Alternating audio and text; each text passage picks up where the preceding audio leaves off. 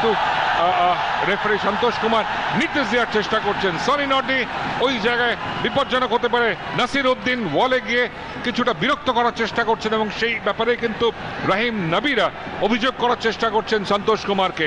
পল্লবদা, নিজেদের মধ্যে চোরাগোপ্তা একটু কোনই চালাচালিও হয়ে গেছে, এটা তো হয়েই থাকে এত হাই ভোল্টেজ ম্যাচ। এবং সনি নর্দি কিন্তু সম্পূর্ণ ফোকাস এই হাইতির ফুটবলার। সনি বিপজ্জনক হতে পারে এবং বলতে বলতে গোল, যে কথা বলছিলেন যে সনি নর্দি যাচ্ছে। শেষ চেষ্টা, প্রথমার্ধের অন্তিম পর্যায়ের দিকে খেলা চলছে। নির্মল ছেত্রী সেখান থেকে বল নিয়ে সতীর্থ খেলোয়াড় সেন্টার আসছে, নামিয়ে দিয়েছেন, ফাঁকা বল, গোল পরিশোধ করে দিল মোহামেডান স্পোর্টিং। যেটা বলছিলাম, প্রথমার্ধেই গোল পরিশোধ করতে হবে।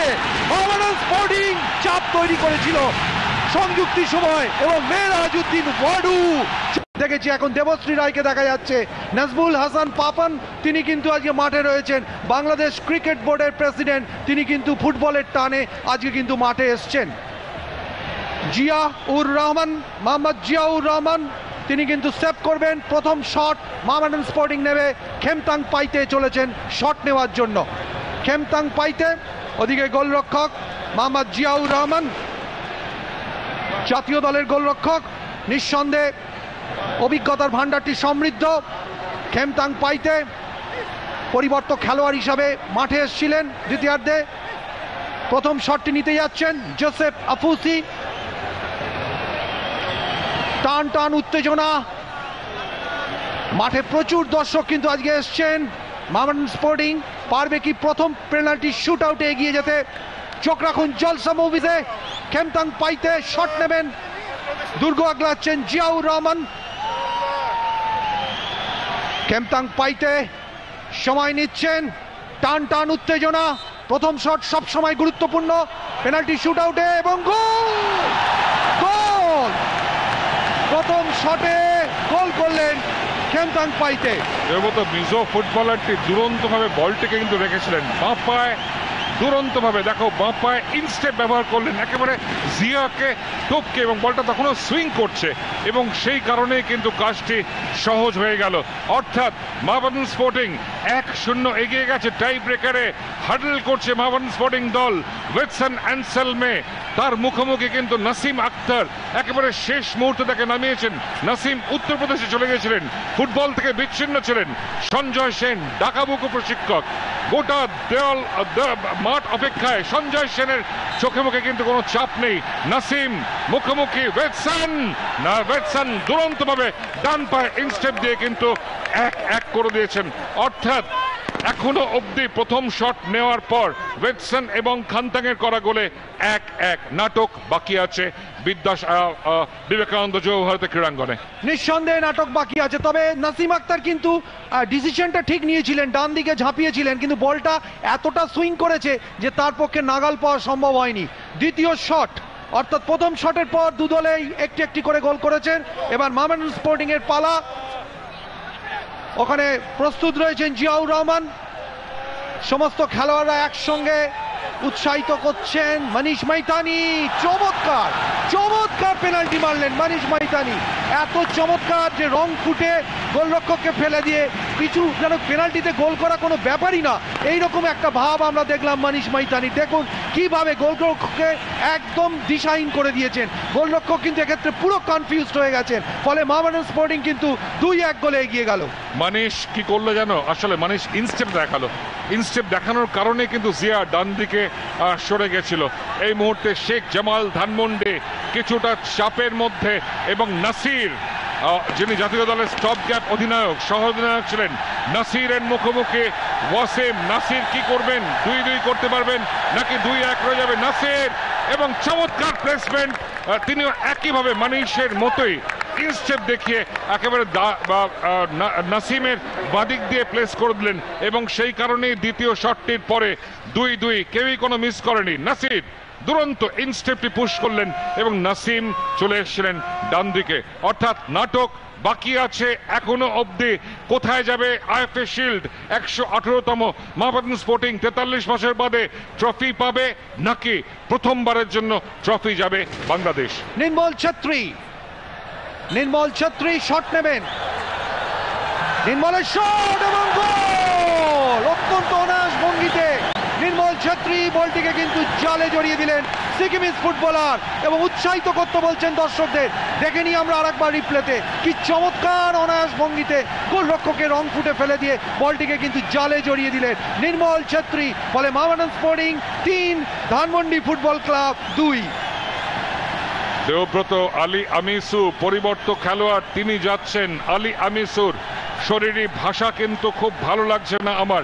সঞ্জয় সেন একেবারে নিরুদ্বেগ এবং প্রস্তুত কিন্তু নাসিম আক্তার হাডল করছেন শেখ জামাল ধানমন্ডির মাঠে উপস্থিত প্রায় 60-70 হাজার দর্শক, তারা চাইছেন ট্রফি।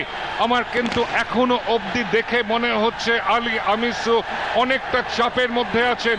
নাসিমও প্রস্তুত, আমিসু প্রস্তুত। আমিসু 1, 2, 3 স্টেপ নিয়েছেন, তিনি শট নেবেন।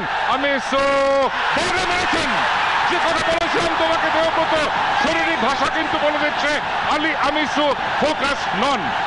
নিঃসন্দেহে এক্ষেত্রে কিন্তু অ্যাডভান্টেজ মোহামেডান স্পোর্টিং। বল কিন্তু বারের ওপর দিয়ে উড়িয়ে দিলেন আলী আমিসু। পরিবর্তক খেলোয়াড় হিসাবে নামার আগে বেশ কিছুক্ষণ সময় তাকে কিন্তু বাইরে থাকতে হয়েছিল।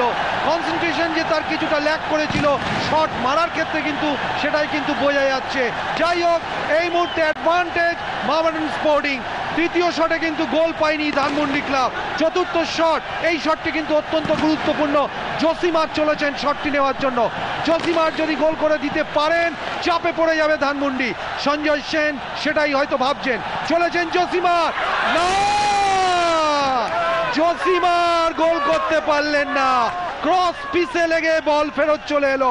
ফলে অ্যাডভান্টেজ যা গিয়েছিল মোহামেডান স্পোর্টিং এর অনুকূলে, সেই অ্যাডভান্টেজ কিন্তু ঘুরে গেল। এই মুহূর্তে ডিউজ হয়ে গেল টেনিসের ভাষায় বলতে গেলে। দেবব্রত জসিমারও কিন্তু চাপের মধ্যে ছিলেন, খুব ভালো ফর্মে ছিলেন না আইএফএ শিল্ডে, তেমন ভাবে গোল পাননি। এই জায়গায় হালকা পুশ করতে পারতেন, জোরে শট নিতে গেলেন এবং সেইটা নিতে গিয়ে কিন্তু কিছুটা সমস্যা তিনি ডেকে আনলেন। নাসির ওই জায়গায় পৌঁছে গেছেন, মাঠে উপস্থিত অসংখ্য দর্শক। নাসিম কি করবেন? এই জায়গায় বাঁচাতে পারলে কিন্তু ম্যাচ চলে আসবে।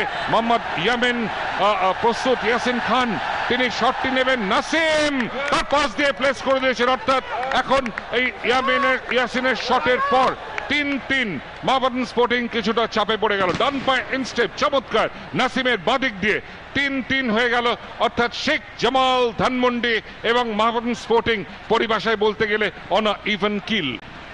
দেখা যাক, একই জায়গায় দাঁড়িয়ে রয়েছে পঞ্চম শট।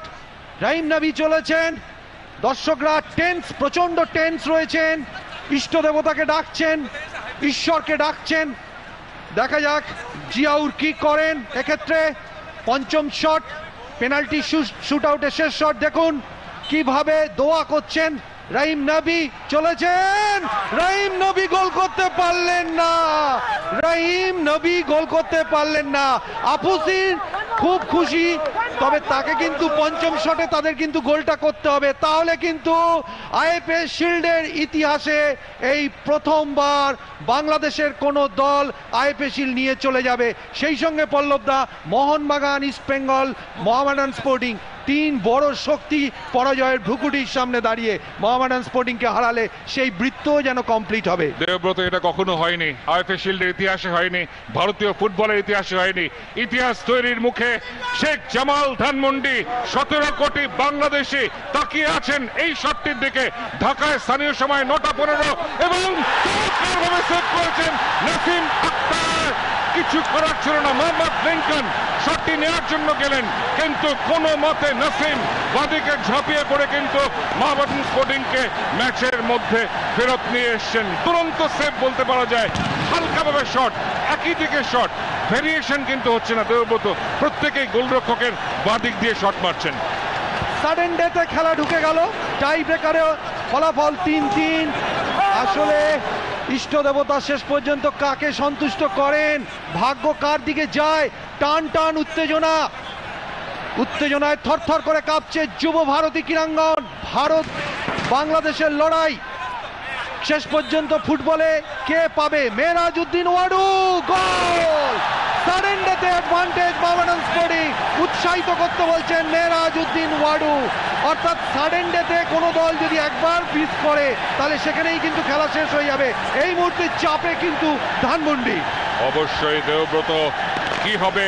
ট্রফিকে প্রথমবারের জন্য বাংলাদেশে যাবে। ম্যাচের মধ্যে ফেরত আনতে পারেন দিদারুল হক। দিদারুল এখনো জাতীয় দলের সিনিয়র দলের জার্সি পরেননি। প্রার্থনা করছেন জোসেফ আফুসি, সহকারী প্রশিক্ষক, গোলরক্ষক প্রশিক্ষক, প্রত্যেকেই তৈরি। মোসাফল বাদল, সবাই প্রস্তুত। সঞ্জয় সেন কিন্তু নিরুদ্বেগ একেবারে। দিদারুল, নাসিম 43 বছর বাদে আইকে শিল্ড জিতে নিল 1971 পরে। এবং সঞ্জয় সেনের এই যে একেবারে বলতে পারবে মাস্টার স্ট্রোক, শেষ মুহূর্তে তিনি লুই জেভিয়ার ব্যারেটোকে বের করে দিয়ে নাসিম আক্তারকে নামিয়েছিলেন। সেই নাসিম আক্তারই আজকে কিন্তু ওই বিবেকানন্দ যুব ভারতী ক্রীড়াঙ্গনে হিরো হয়ে উঠলেন। সেই